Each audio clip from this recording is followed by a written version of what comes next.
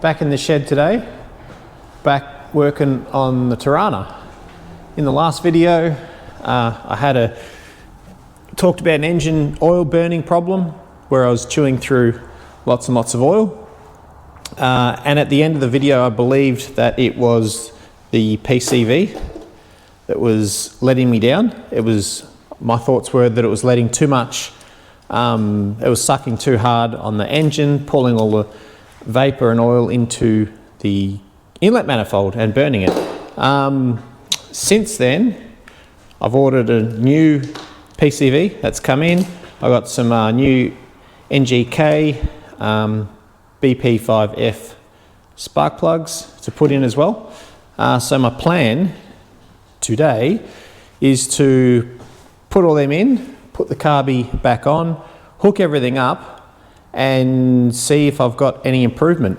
I've topped the oil off. It's right on the full line. It's perfectly full. So at the very least, I should be able to get it all together, make sure it's running right, take it for a run, put some kilometers on it, and then have a look at what it's doing for oil consumption. Since reading some of the comments in the last video, I'm not I'm not full of confidence about the PCV being the issue, but let's see where it takes us.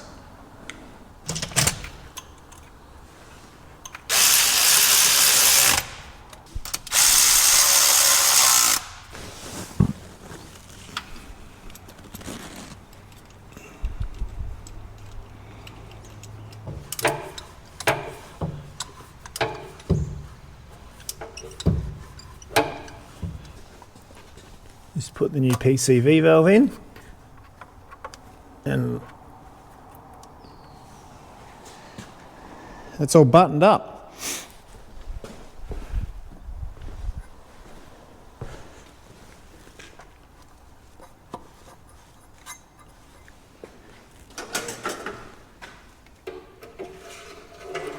So it is dead on the full mark.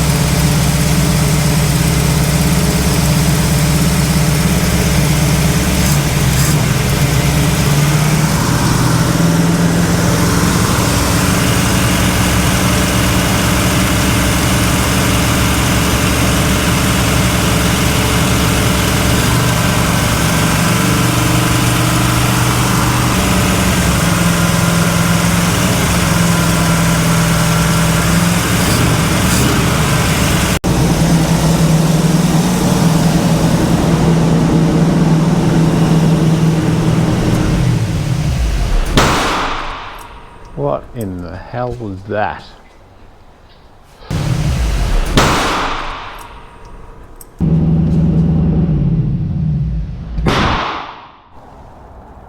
I don't even know what's going on with this thing. It's got a massive vacuum leak, like extraordinary now. To the point where it's a runaway motor. It just revs its freaking head off.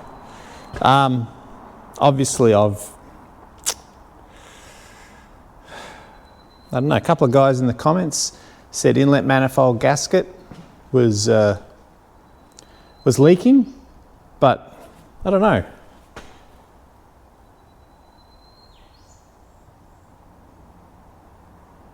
The new runaway motor thing, the vacuum issue, that's only ever happened today. Yeah, I'm gonna need to keep digging in here because this isn't good.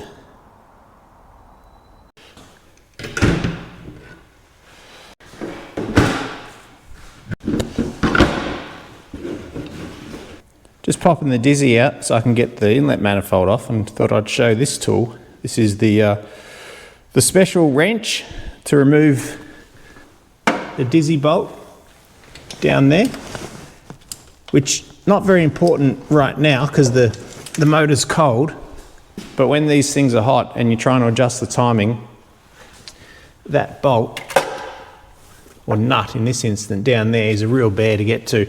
And this tool here was designed to just come in on the angle and get it. It's a beautiful thing.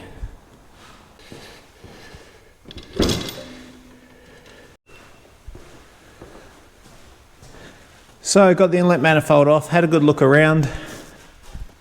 There is a bunch of oil inside the head there, in the valve, but everything else looks okay. You can see, I don't know if you can see, but you can see how heavily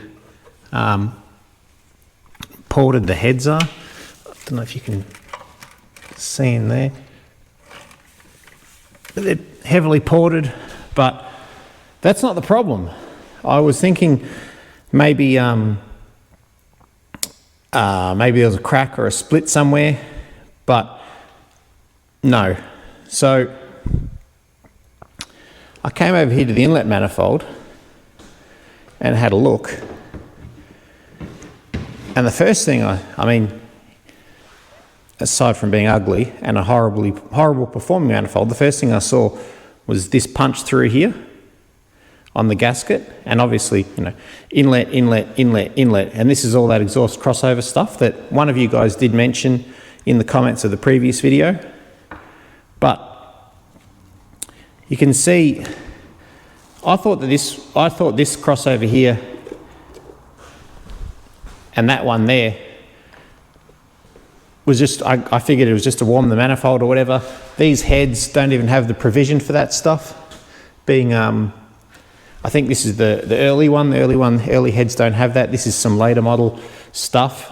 So anyway, I figured that since there was a gasket covering it and it was hard up against the head, that it wasn't doing anything. But I never really looked, I'm a bit embarrassed now saying this, but I didn't really look at this one here. And I still don't even know what the point of that is. Someone in the comments will tell me, I'm sure, and so thank you. But this one here communicates to the inlet. So there's direct communication. I know it because I poured some thinners down here, and it came out where the carb is supposed to be on the other side. It washed straight through and out there.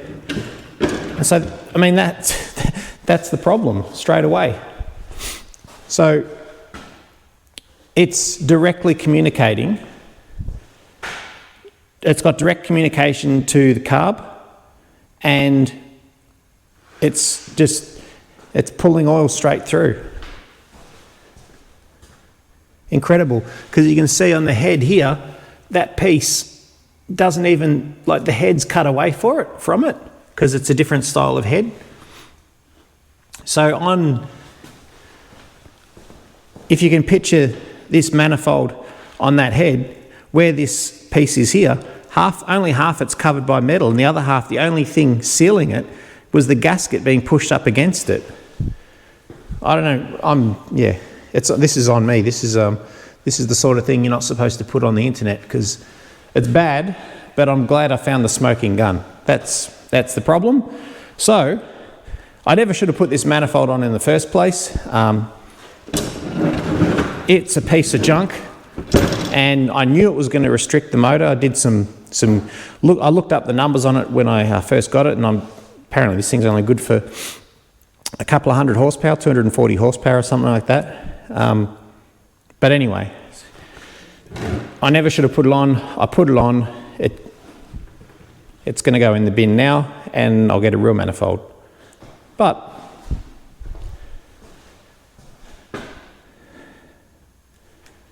sometimes you're good, and sometimes you're not. This wasn't good.